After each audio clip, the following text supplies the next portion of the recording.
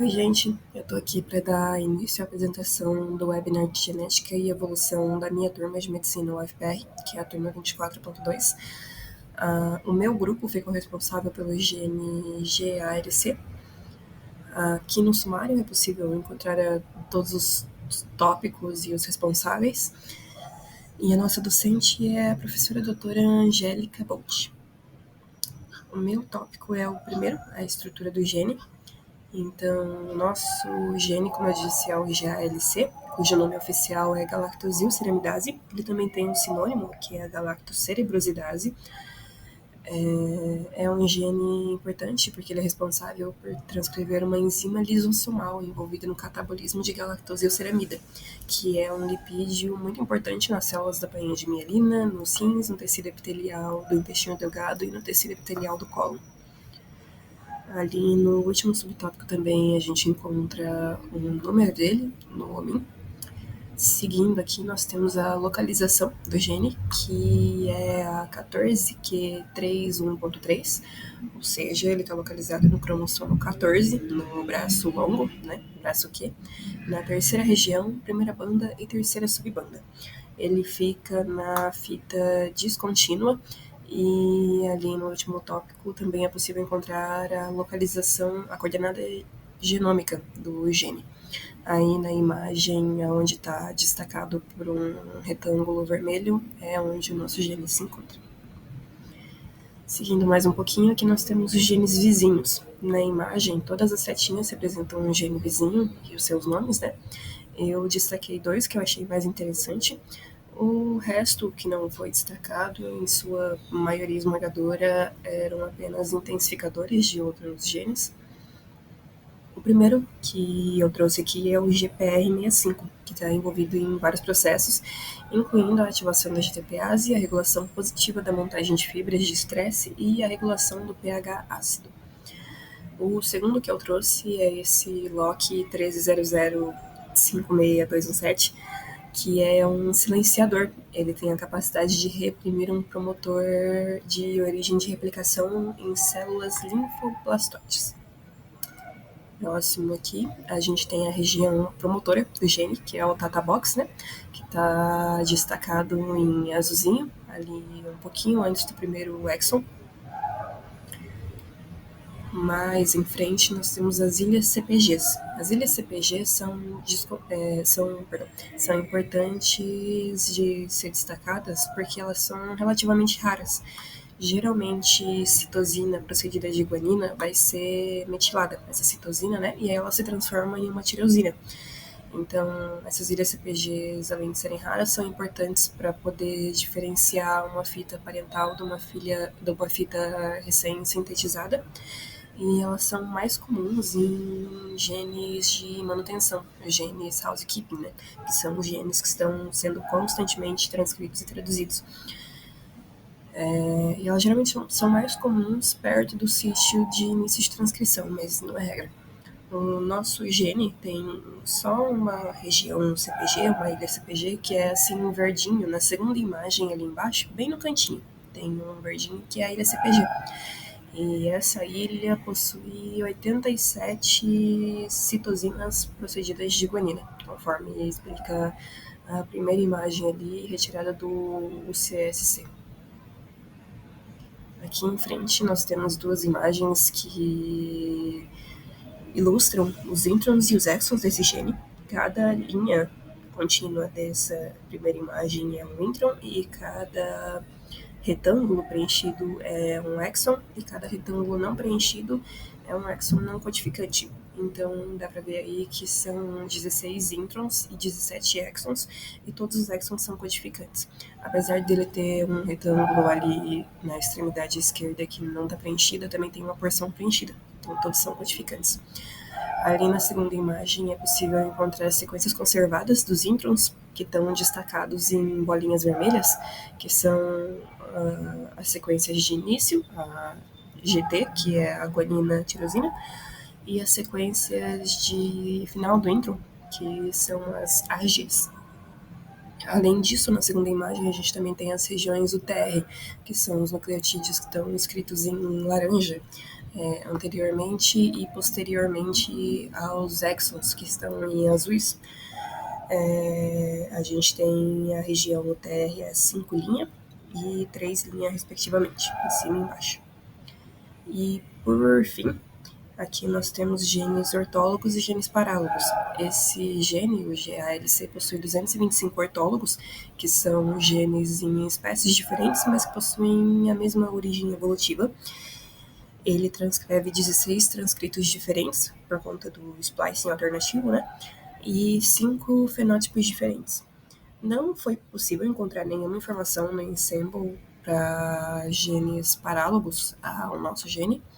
E ali na imagem a gente tem a árvore filogenética dos genes ortólogos, e é possível ver que a maior proximidade do gene humano é o gene do gorila, que é a que está imediatamente embaixo do gene humano.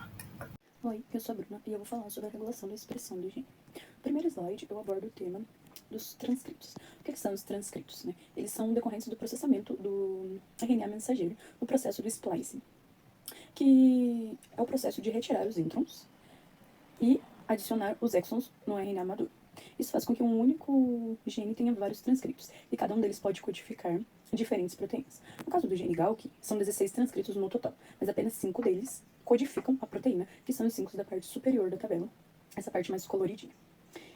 5 deles são degradados por mutação sem sentido, 3 deles não codificam proteínas e 3 deles são introns retidos. O que são introns retidos? Significa que no processo de splicing não foram retirados todos os introns. E na parte direita aqui da tabela, a gente observa as flags. As flags, elas são que identificam esses transcritos e apontam a confiabilidade da existência de cada um desses transcritos. Aqui nesse próximo slide, eu vou falar sobre essas flags, uma análise sobre as duas flags de proteínas codificadoras.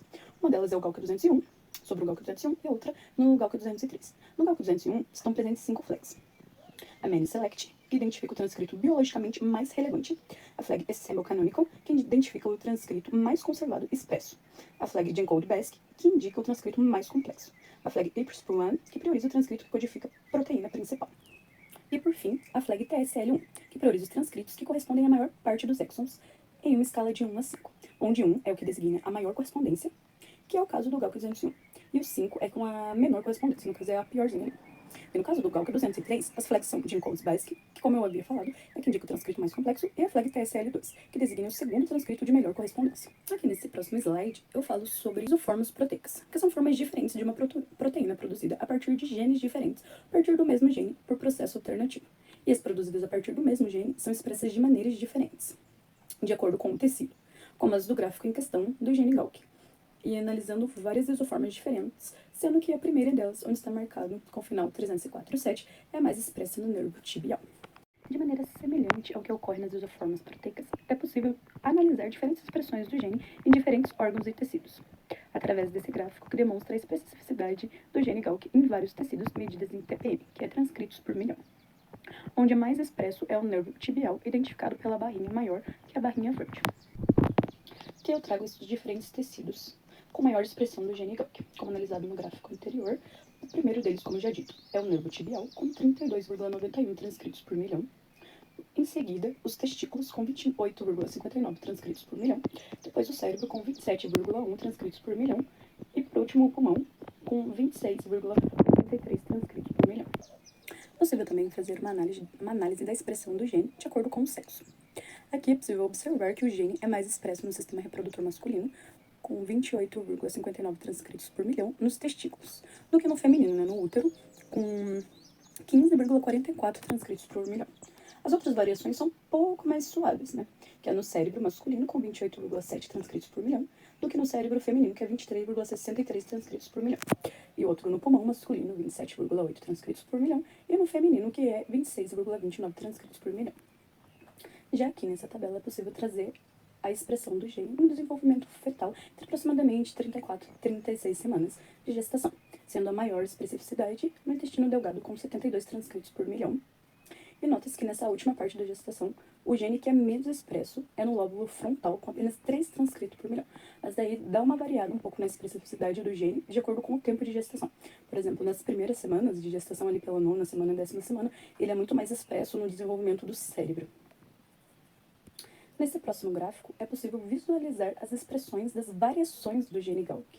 Nessa tabela, demonstra, nesse azul mais escuro, essa expressão em patologias, como em adenomas, que expressam 8.541 partes por bilhão, e a demência frontotemporal com um pouco menos, com 22 partes por bilhão. Tem carcinoma, entre outras doenças que podem existir com a especificidade do gene GALC. A maior patologia relacionada ao gene GALC é a doença de Crabbe, mas daí ela já é por causa de uma mutação, né, nesse gene, no cromossomo 14. E existem 200 mutações mais ou menos que codificam a doença de Crabbe. E essa mutação gera uma deficiência na degradação da enzima, né? A enzima para de funcionar e isso gera muitos agravantes para a saúde e vários sintomas diferentes. Nesse último tópico, é tratado da regulação do gene por miRNAs. O gene GALC é potencialmente reconhecido por 97 miRNAs, onde 26 possuem target score igual ou acima de 80, que significa que apresenta um poder de regulação elevado, sendo que um deles apresenta 96 de target score, sendo que regula melhor esse gene. Nesse próximo slide eu falo um pouquinho mais sobre esse regulador do gene GALC, que possui target score 96, e ele é o regulador top 1 do ranking. É o miRNA HSA NIR363P. Esse regulador possui 24 nucleotídeos e tem 3.569 genes alvos, onde ele também desempenha papel regulatório. Ele apresenta sítios de ligação na localização 473, 673 e 1221, na sequência 3 UTR do RNA mensageiro, e reconhecendo algumas sequências de forma específica, como as marcadas de azul, um pouco abaixo da tabela, que são a TTTTTGA, a TTTTTTGA e a TTTTTTG. Meu nome é Daniela Barbon e eu vou falar a respeito da expressão e da função da proteína. Bom, o gene GALC ele vai expressar a proteína chamada de galactosilceramidase ou galactocerebrosidase. O principal processo biológico que essa proteína participa é no metabolismo de lipídios e no metabolismo de esfingolipídios. A função é fazer a hidrólise das ligações de éster da galactose e de glicolipídios, como galactosilceramida e galactosilesfingosina. Sendo que essa proteína também tem um papel enzimático, que está relacionado com o catabolismo lisossomal da galactosilceramida, que é um importante constituinte da bainha de mielina, mas que também está presente nos rins e nas células epiteliais do intestino delgado. E a localização dessa proteína é no lisossomo. Eu até trago uma foto ali no canto, e que eu destaco com uma setinha azul, aonde o lisossomo está nesta célula. Falando da estrutura da proteína, ela faz parte da família da glicosilhidrolase 59 e ela é produzida por splicing alternativo em 4 isoformas, sendo que a isoforma escolhida como sequência canônica é a P54803. Se analisarmos essas 3 fotos ali que eu coloquei embaixo, é a mesma proteína olhando apenas de ângulos diferentes. Conseguimos notar que, na estrutura secundária, há a presença de alfa-hélice e de folhas beta. Ainda, essa proteína tem 685 aminoácidos.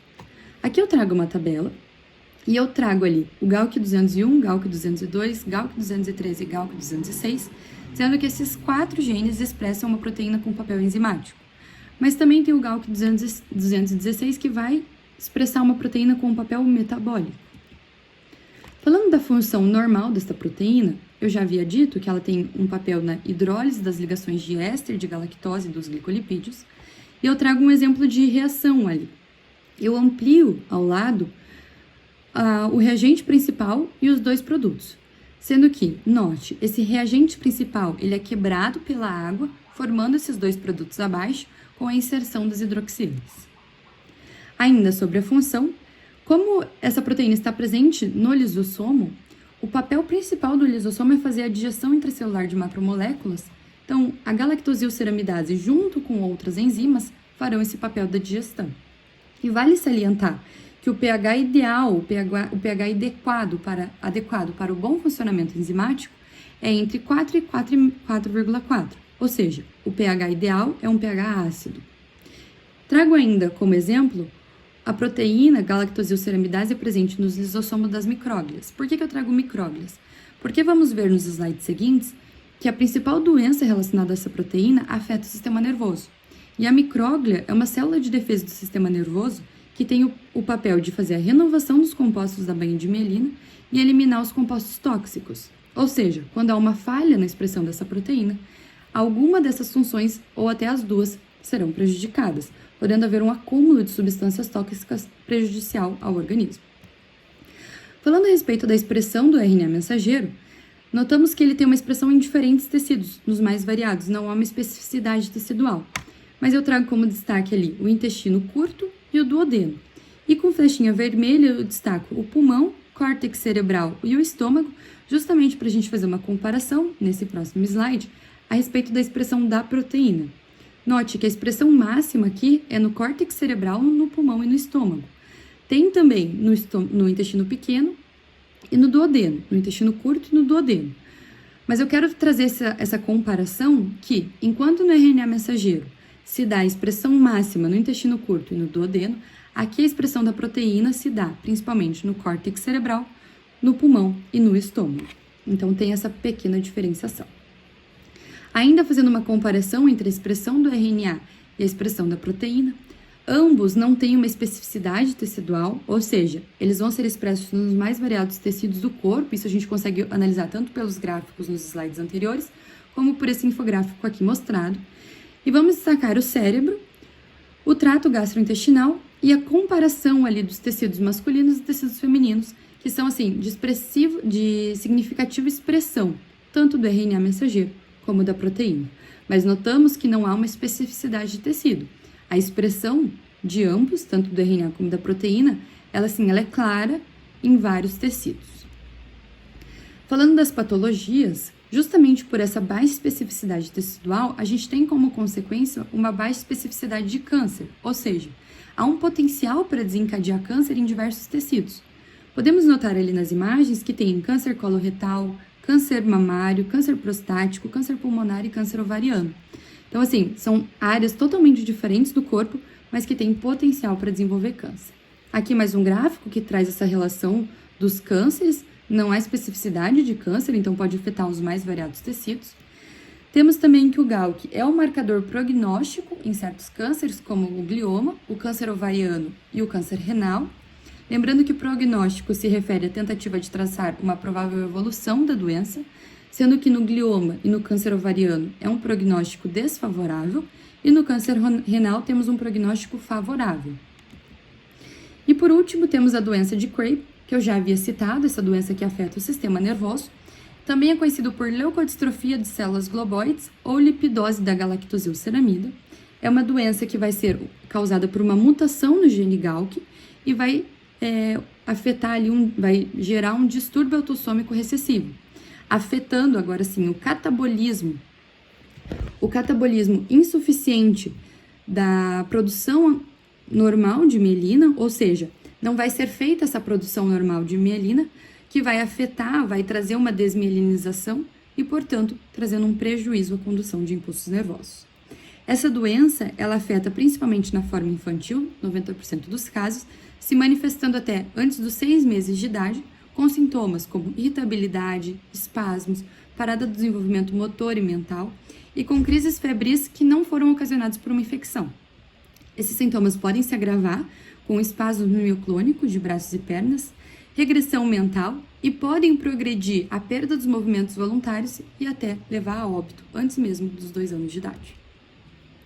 Alguns exames realizados para um diagnóstico e para prever a evolução do paciente são a triagem neonatal, que vai medir a atividade enzimática da Gauch, tomografia computadorizada, vai identificar áreas hiperdensas do sistema nervoso que estão hiperdensas justamente devido a uma desmielinização, é um sintoma da fase inicial da doença.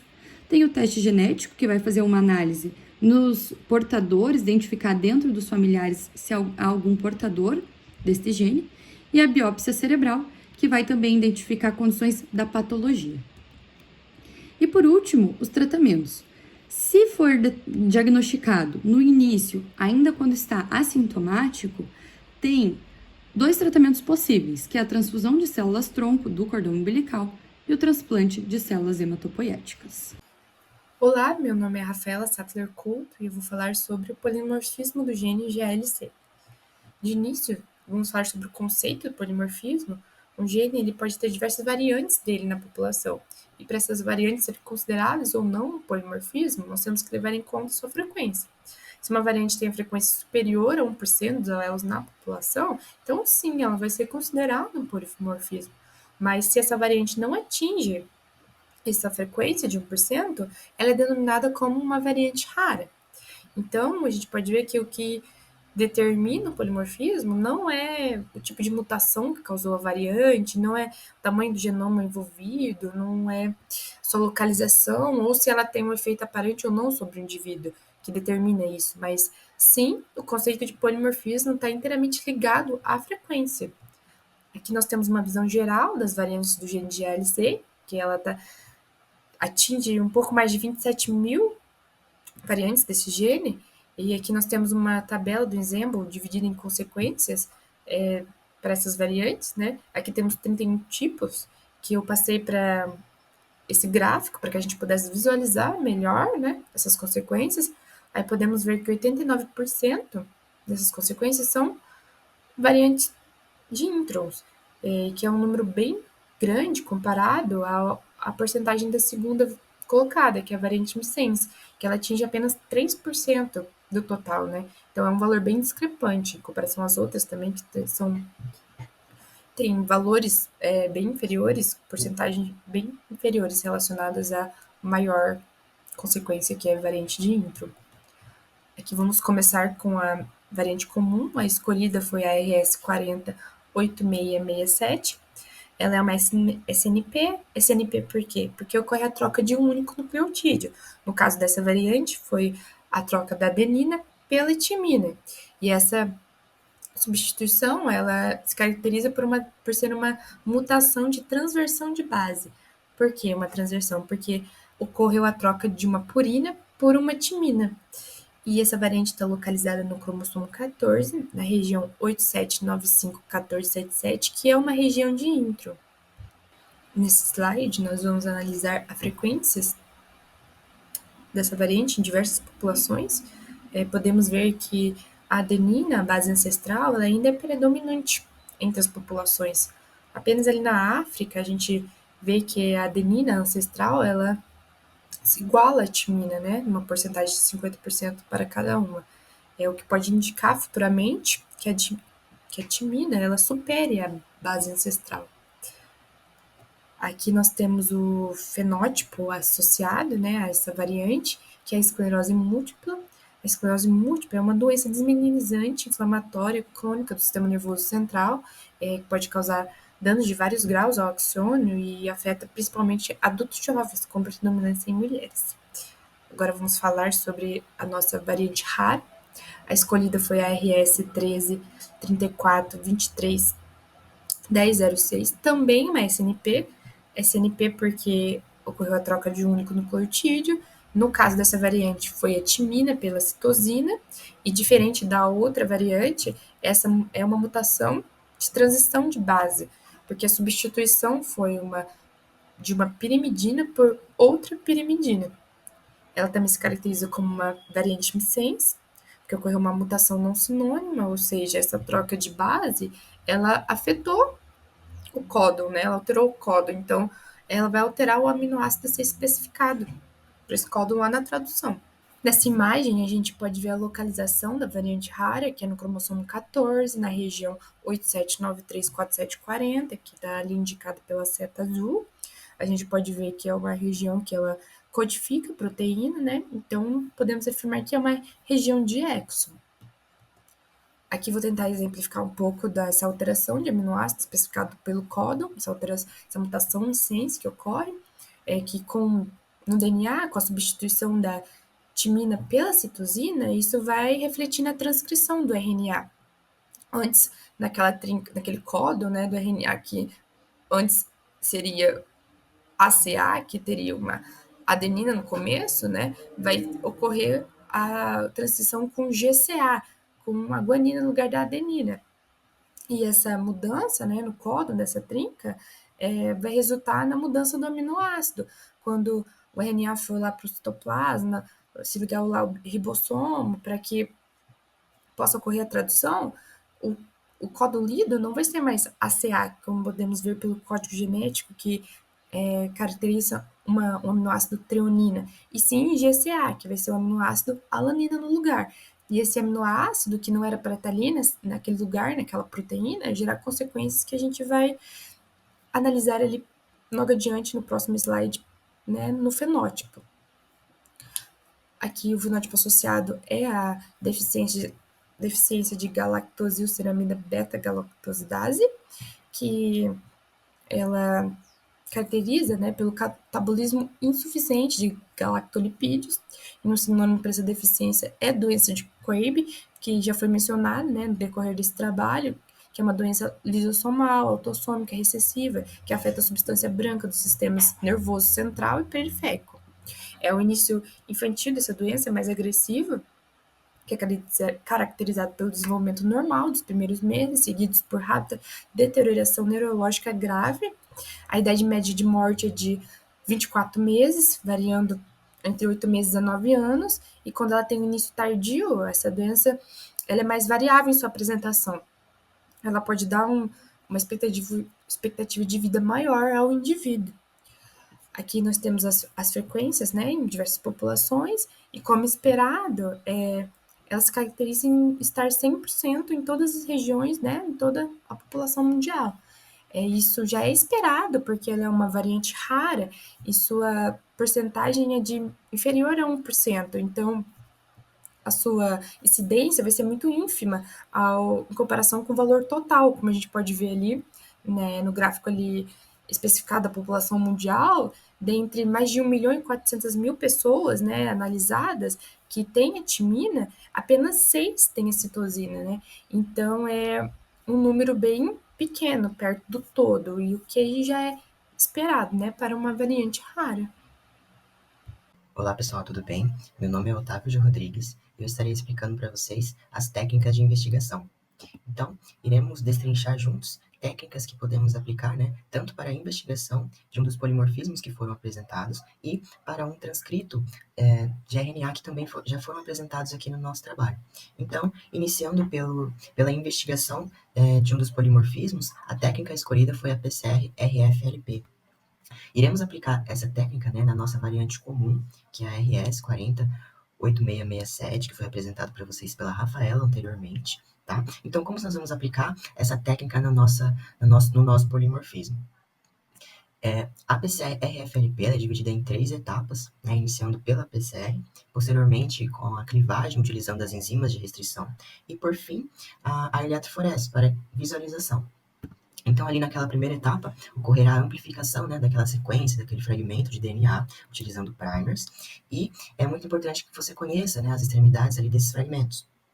Posteriormente, nós vamos para a clivagem, utilizando as enzimas de restrição, que são enzimas produzidas por bactérias, e essas enzimas, né, após identificarem uma determinada sequência, né, uma sequência específica, elas vão realizar uma clivagem, um corte, atuando como uma espécie de tesoura ali. E por fim, a eletroforese, que é uma técnica, né, por si só, que separa moléculas, aqui no caso, né, de DNA, levando em consideração o seu tamanho e a sua carga.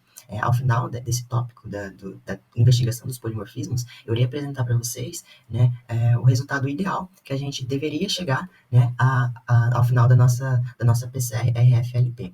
Essa aqui é a nossa sequência da mutação, né? Nós podemos encontrá-la no símbolo, e a nossa mutação é onde está ali aquele W mesmo em vermelho, né, sublinhado, e é um tipo de mutação que ocorre por uma substituição de um nucleotídeo. Então, a gente tem uma substituição da adenina, que é o ancestral, pela timina, que é quando ocorre essa mutação.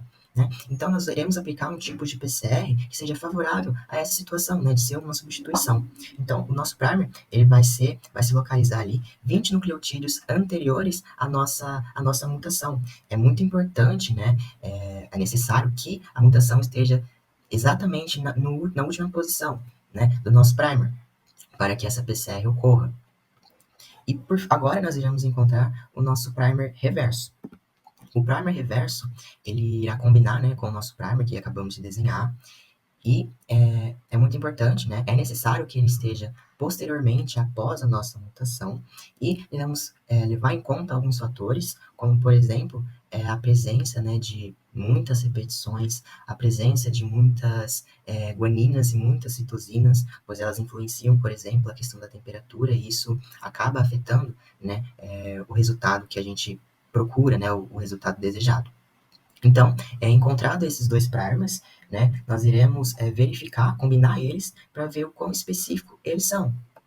Nós vamos no Primer Blast e, se vocês verificarem, né, a temperatura ficou muito próxima dos dois. Isso é muito importante para que a PCR, né, ocorra de fato, a amplificação ocorra corretamente. E o nosso Primer Reverso ele teve que ser encurtado para que essa temperatura fosse a mais próxima possível.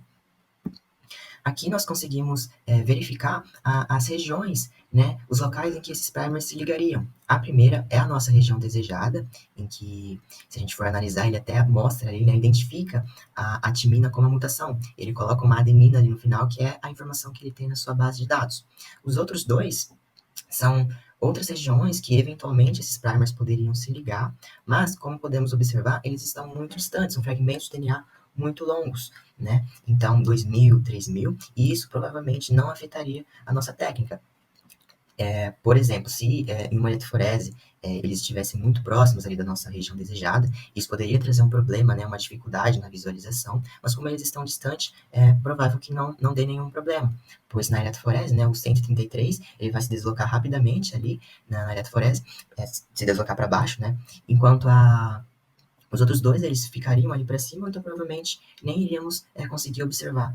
Então, esse tipo de PCR, né, é uma PCR muito barata e muito favorável à nossa mutação, né, na nossa investigação, porque a gente acaba utilizando, né, somente os primers direto e o primer reverso, ambos precisam ser específicos, e a gente faz as reações combinando eles. Essa foi a questão, né, da parte da amplificação por meio da PCR, e agora nós vamos falar sobre as enzimas de restrição, que vão realizar a clivagem. Essas são as enzimas de restrição que encontramos ali toda naquela sequência em que mostrei anteriormente, né, a sequência ali da mutação. Todas essas enzimas atuam por ali, né, então a gente tem a presença de muitas enzimas, algumas acabam realizando a clivagem em mais de um lugar, correto? Mas somente 3 delas, né, vão de fato atuar ali próximo à nossa mutação, ou de fato englobar a nossa mutação. Aqui nós conseguimos ver, né, pelas flechas, né, levando em conta as cores e os nomes das enzimas que estão aqui do lado, o local correto em que elas realizariam a clivagem. Como vocês podem analisar comigo, né, a BCLA é a mais próxima que a gente encontrou, né, do ideal, do que a gente precisaria ali. Né, ela vai identificar essa sequência, né, igual está apresentada aqui na primeira imagem, ela vai identificar essa sequência e vai realizar a clivagem. Nós podemos encontrar essas enzimas, né, em empresas que fornecem elas, e a gente pode ter acesso às outras informações, como por exemplo, né, a BCLI, a temperatura ideal para ela funcionar, né, é a de 55 graus. Então, considerando que a gente tenha, né, encontrado a enzima ideal que realize a clivagem no local ideal, essa seria a visualização da nossa eletroforese.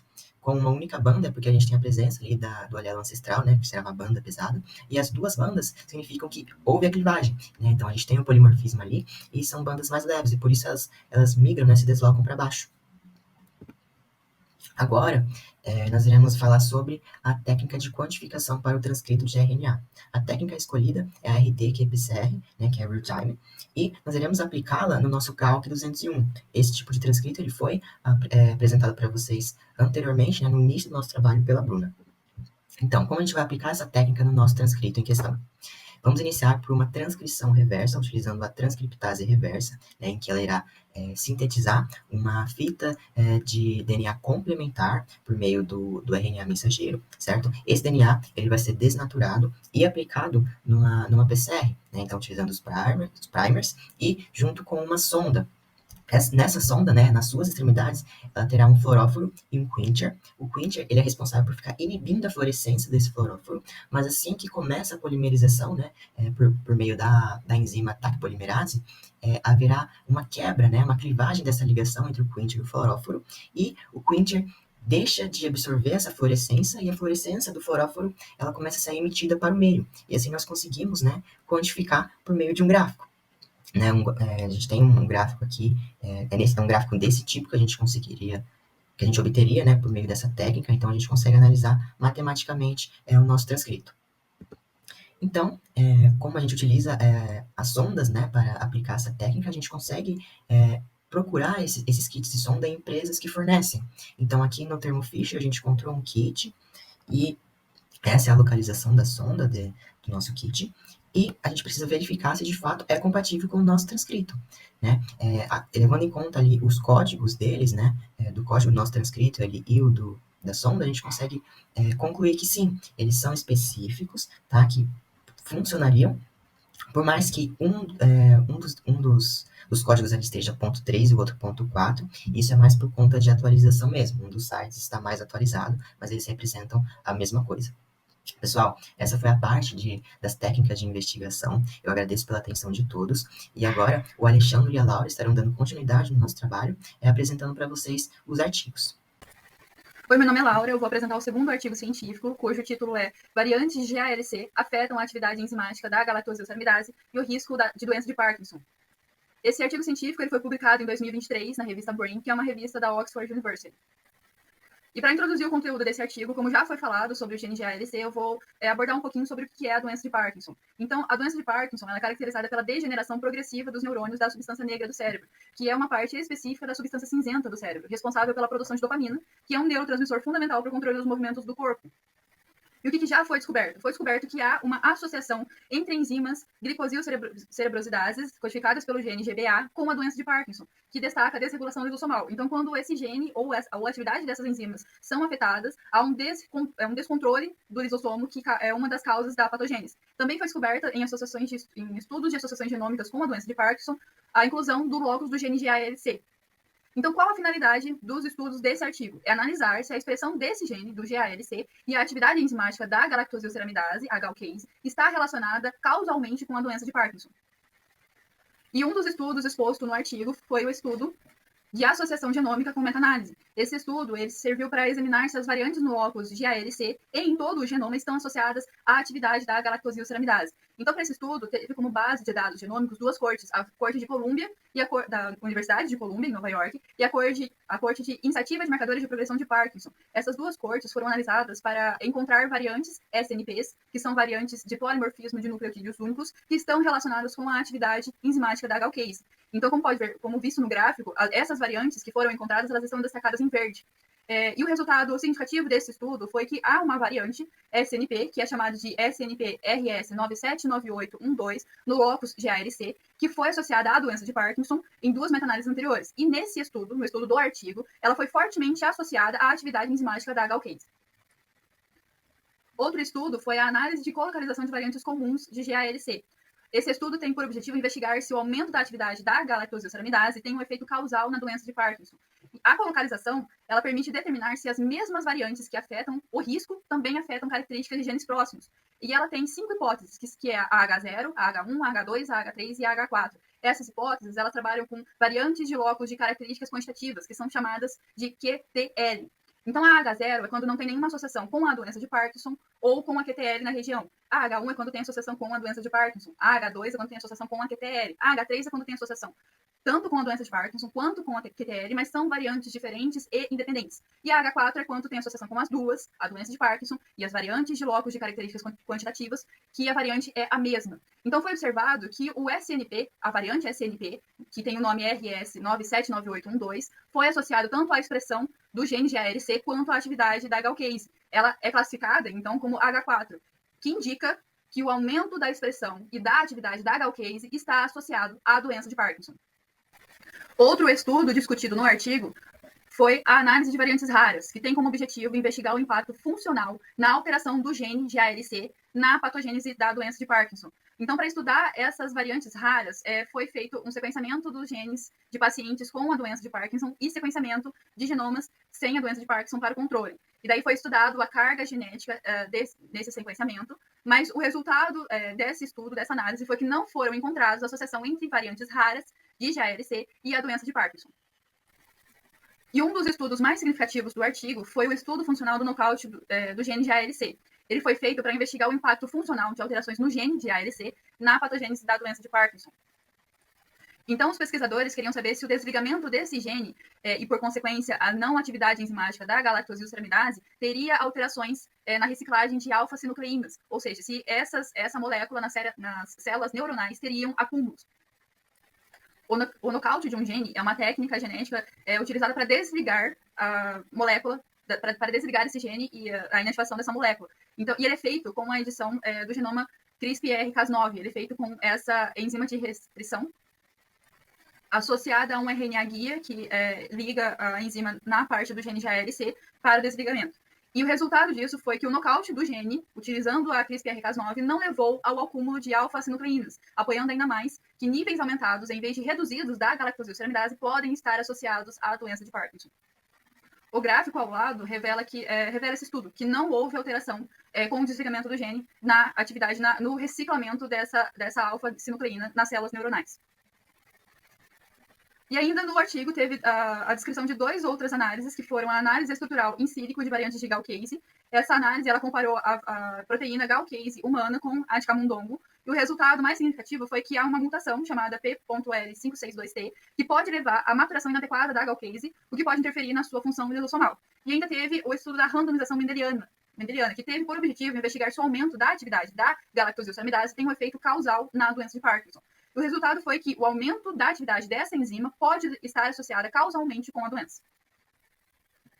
Os pesquisadores concluíram, então, que as variantes associadas ao aumento da expressão e da atividade aumentada da GalCase também estão associadas ao risco de doença de Parkinson. Assim, o aumento da atividade da GalCase pode ser causal na doença de Parkinson. Lembrando que a GalCase, a enzima galactosilceramidase, ela é fundamental para o fluxo normal de nutrientes, porque ela atua no lisossomo, reciclando os nutrientes das células neuronais. Então, quando ela tem uma superexpressão, quando ela está aumentada a sua atividade, ela pode ser associada com a doença. Ou seja, essas descobertas sugerem que a redução da atividade da GalCase pode ser considerada para estudos translacionais pré-clínicos em tratamento de doenças de Parkinson. Então, é importante que esse estudo entre a associação do gene GALC com a doença de Parkinson ele seja feito com mais detalhamento para identificar outros alvos drogáveis nessa via para o desenvolvimento futuro, que são alvos terapêuticos que podem ajudar os pacientes com a doença de Parkinson. Hoje, como alvos terapêuticos, nós temos já o gene GBA, como foi visto, como foi descrito no início, e agora nós temos uma possível associação com o gene GALC, que é o gene que codifica essa enzima galactosilceramidase. Para as referências, nós temos o artigo em QR Code e a referência bibliográfica de onde ele se encontra. Obrigada. E aqui nós temos as referências de todas as partes desse trabalho, que foi o webinar sobre o gene GALC do grupo 11 da turma de medicina 24.2 da Universidade Federal do Paraná.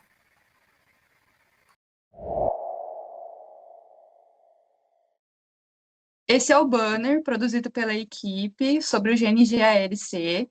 Então, a gente vai falar sobre cada parte, começando pela estrutura.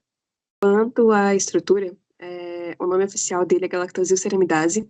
É um gene responsável pela transcrição de uma enzima lisossomal envolvida no catabolismo da galactosilceramida, que é um lipídio importante nas células da bainha de mielina, nos rins, no tecido epitelial do intestino delgado e no cólon. Ele está localizado no cromossomo 14, no braço longo, terceira região, primeira banda e terceira subbanda. Ele tem apenas uma ilha CPG, com uma contagem de 87 CPGs. Tem 16 introns e 17 exons, sendo que todos os exons são tradutores, né? São regiões importantes. Na primeira imagem tem o Tata Box, a região promotora, sinalizada em cinza, e ali nessa segunda imagem tem a localização dele destacada em um retângulo vermelho no cromossomo 14.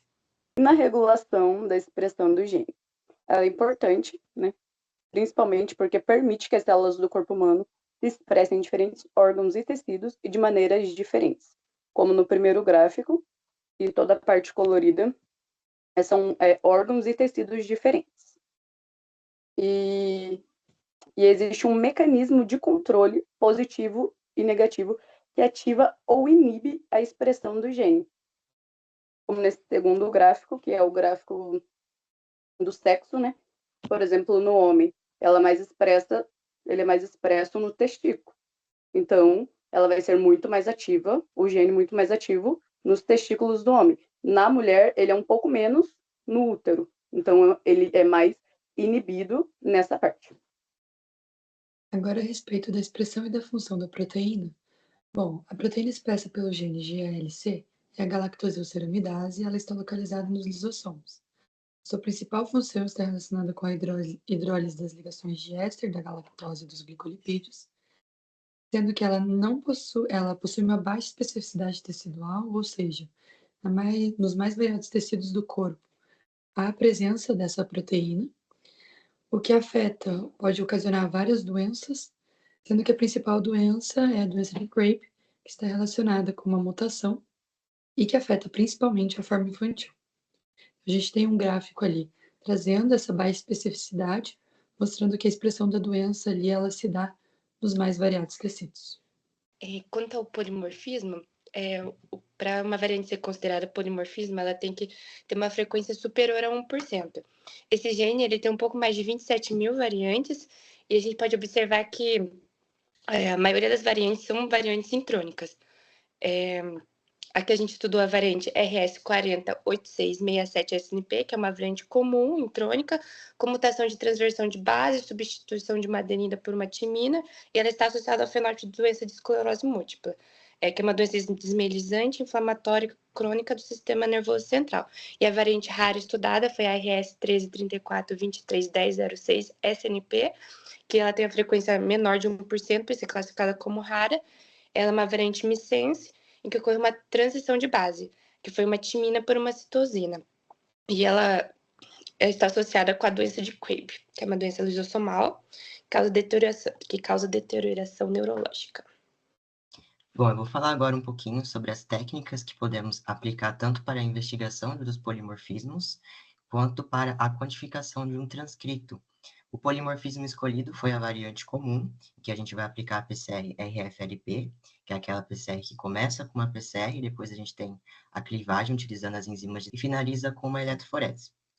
Agora, para a quantificação, a gente vai aplicar a RT-qPCR no nosso transcrito Galk 201, que a gente inicia com uma transcrição reversa, depois parte para a PCR, utilizando os primers e a sonda com o fluoróforo e o quencher, e a partir da polimerização, com a quebra da relação do quencher e do fluoróforo, a gente consegue quantificar esse transcrito. E a gente tem aqui no nosso banner alguns gráficos e algumas imagens ilustrativas de processos de PCR-RFLP e do RT-qPCR. Vou falar sobre o primeiro artigo. O estudo revela que macrófago geneticamente modificado para expressar a enzima Galk melhora a doença de Cabe periférica. Sem a necessidade de correção cruzada, o processo é corrigido pelas células que transferem a enzima para as células doentes. Em vez disso, o macrófago vai agir diretamente, reduzindo a inflamação, promovendo a reparação de tecido e protegendo os nervos periféricos. Essa é a abordagem inovadora, com alternativa promissora para o futuro. O segundo artigo científico, ele tem como título Variantes de GALC afetam a atividade enzimática da galactosilceramidase e o risco de doença de Parkinson. Nesse artigo foram discutidos vários estudos, dentre eles o estudo de associação genômica com meta-análise e o estudo de análise de colocalização de variantes comuns, como mostrado no gráfico, onde há uma variante, uma SNP, que é o polimorfismo de nucleotídeo único, dado como RS979812, que ele foi associado a um aumento da atividade da galactosilceramidase e também associado à doença de Parkinson. Outros estudos, como a análise de variantes raras e o estudo funcional do nocaute do gene de ALC, não foram significativos para o artigo, e o estudo de análise estrutural em sílico de variantes também não teve uma mutação que desencadeasse um efeito causal na doença de Parkinson. Então, a discussão e a conclusão desse artigo científico foi que o aumento da expressão do gene GALC e o aumento da atividade enzimática da galactosilceramidase tem um efeito causal na doença de Parkinson. Então, esse gene, ele é um alvo drogável para o tratamento dessa doença. Abaixo nós temos a referência de todas as partes do trabalho desse gene GALC, e obrigada.